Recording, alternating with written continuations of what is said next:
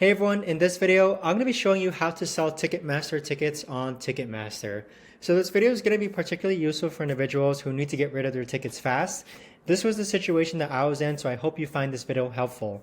Now what you're going to do is that you're going to log onto Ticketmaster and then click on My Account, and then you're going to click on Upcoming Events. Now on this page here, you should see your upcoming event.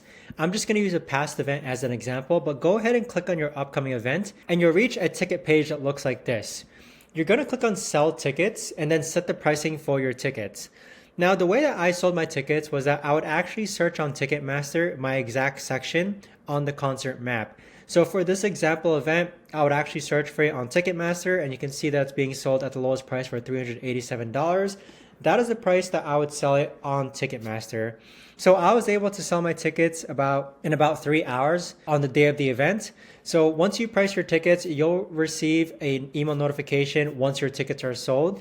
But that is essentially how to sell your Ticketmaster tickets on Ticketmaster. If you guys know of a better or easier way to actually do this, let me know in the comments down below. I would love to know. But thanks so much for watching, everyone, and I'll see you guys all in the next video.